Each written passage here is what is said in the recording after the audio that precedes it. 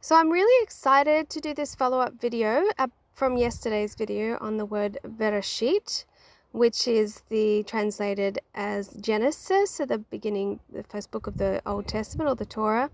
It's also the first word of the first chapter of Genesis, which reads Bereshit, in the beginning, God created the heavens and the earth.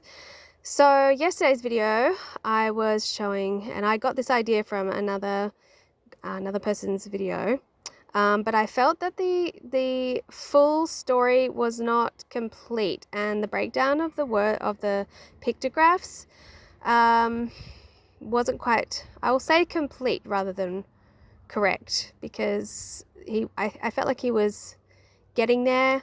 Now this was something that I was thinking about overnight after making the video, so this is a result of having pondered a little bit further. So we've got bar, which, as I described in yesterday's, we can break that down to mean the Son, the Aleph symbol, meaning God the Father, being torn or broken by the hand. And this guy was saying, well, the original Tav symbol was an X, and then it evolved into an upright cross. And so the description or the story that, unfortunately I didn't write the name of the guy or his channel down, so I can't directly refer to it, and I have to have a bit of a hunt before I found it again. So he was saying this told the story of Christ. The first word in the Bible was telling us the story of Christ, telling us the end from the beginning. So the Son of God, the Father, was torn and broken by the hand upon the cross.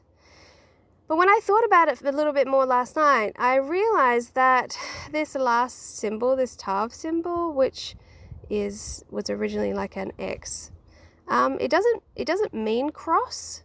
So we've given the pictographic interpretations of all of these letters, but by just saying that the Tav means cross, we're actually just looking at what the picture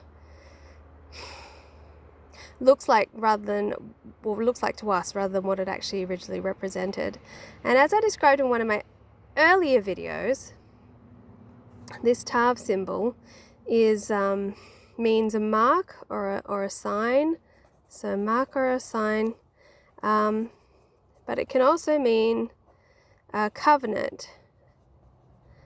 And the reason it can mean covenant or union is because we've got these two parts, these two opposing aspects. So this downward sloping, right sloping aspect, and this left sloping aspect coming together in union. So this X symbol actually could be used, well, was used to indicate a covenant or a contract, or an agreement or a union. So it's like when people, sign a document and they could sign it with X.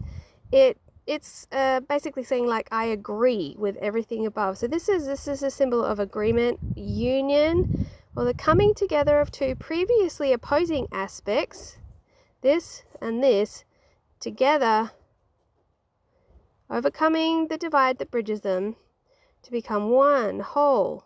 So in that, it is also a symbol of healing and union. So when I thought about that in the light of this word, I was like, oh wow, that just makes so much more sense. This really, if we use this last Tav symbol and interpret it with its original meaning, union, healing, it gives the full story of Christ's, not just his death, but also his atonement and resurrection.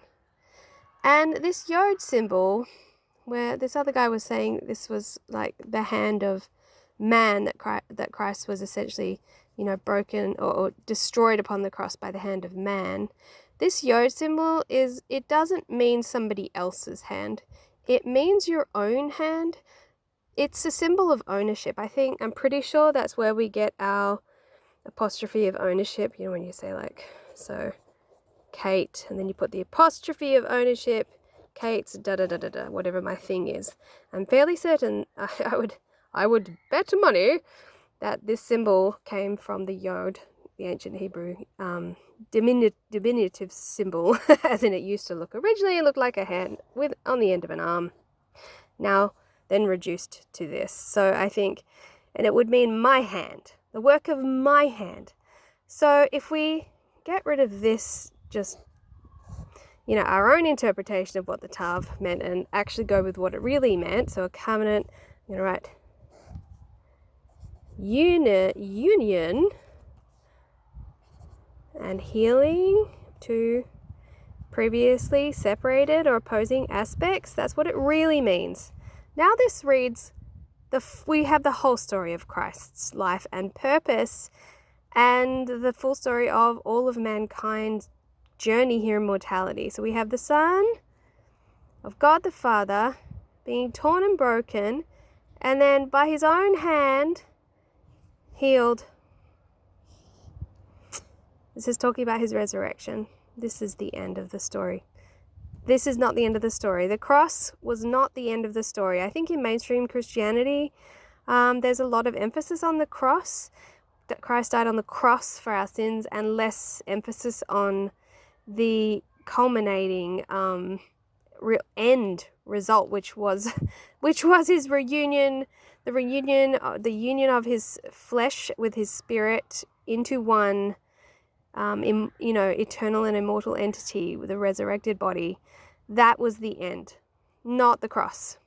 So I want to present to you this as the real meaning of Bereshit, God telling us the end from the beginning, that this tav, the X, the final letter of the Hebrew alphabet, the omega, if you like, of the Hebrew alphabet, was union and healing. Christ's resurrection, our ultimate reunion with God and with everything that we had once been separated from. So I hope you resonate with that, because that feels really, really right to me.